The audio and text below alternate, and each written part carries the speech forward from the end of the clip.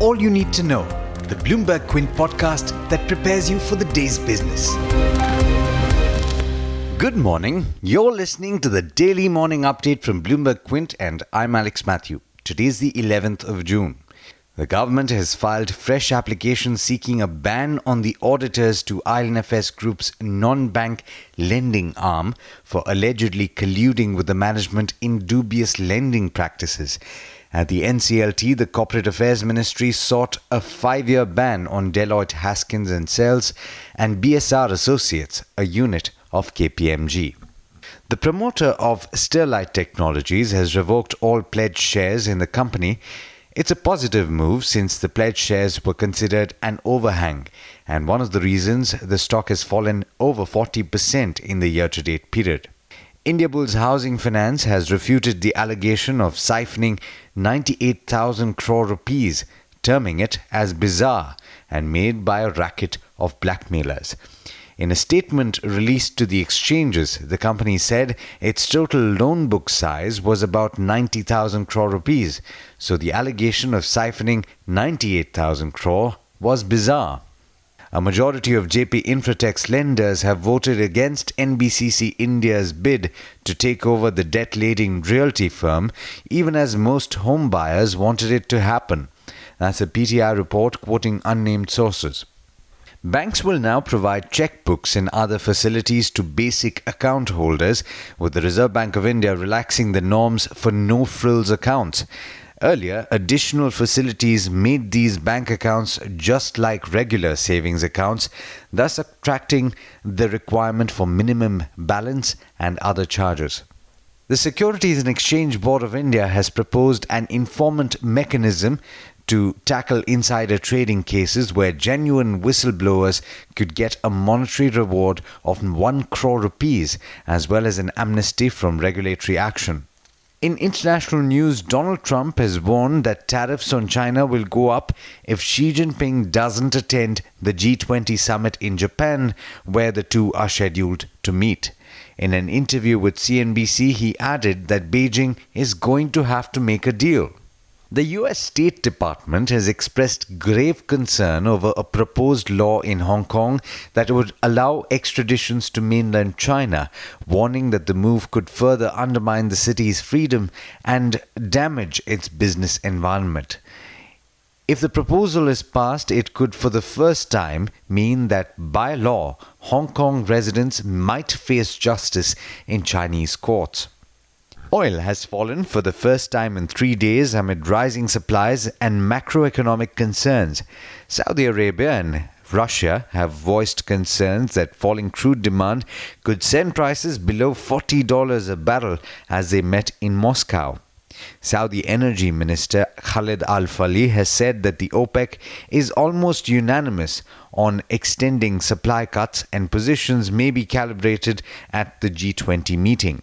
His Russian counterpart Alexander Novak also warned of a high risk of oversupply even as the country holds out on the OPEC Plus deal.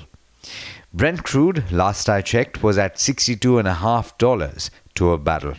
Investment bank Citi has warned that trade tensions are set to roil stocks, bonds and commodities even further. The bank's base case predicts Trump applying 25% tariffs on additional Chinese goods. If the Fed doesn't cut, Citi says, expect a full-scale bear market that sends the S&P 500 down 20% from its April peak, 10-year Treasury yields tumbling to 1.5% or lower, and a surge in gold to $1,600 a troy ounce. American benchmark indices ended positive yet again on Monday, with the Nasdaq gaining the most, rising over 1%. The Dow and the S&P 500 ended higher by 0.3 and 0.5%. Asian stocks are trading in the green, but 2 of the 3 early risers have only marginal gains. The Australian benchmark is playing catch-up, having been closed on Monday. With that, it's over to Darshan Mehta for the trade setup for the day in India. Morning, Darshan. How are we looking today? Hi Alex, good morning. Good morning everyone. Global cues are decent at this point of time and the SGX Nifty is indicating a positive outlook. But some stocks that you need to watch out for. Very positive news coming in for Sterlite Tech. The promoter Twin Star Overseas released the entire pledge of 20.74 crore shares, that is 52% on June 10. They say that the pledge was released as per the terms of the facility agreement with the lenders. Indiabulls Housing Finance will be in focus. They refute the allegation of siphoning of 98,000 crores. A plea was filed in the Supreme Court on Monday against the company and the official. Some bit of positive news coming in from Dewan Housing. They've completed the sale of the entire stake, that is 9.15% in Aadhar Housing Financial, to Blackstone's arm.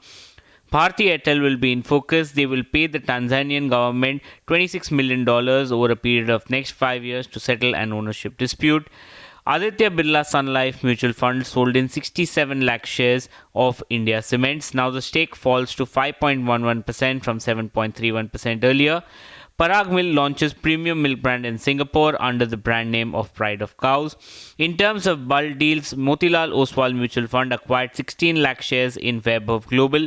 The promoters were the seller. And in terms of brokerages, Nomura downgraded HDFC to a neutral from a buy on the basis of valuation.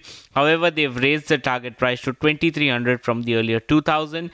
And Goldman Sachs downgrades Sun Pharma to a sell with a target price of 355.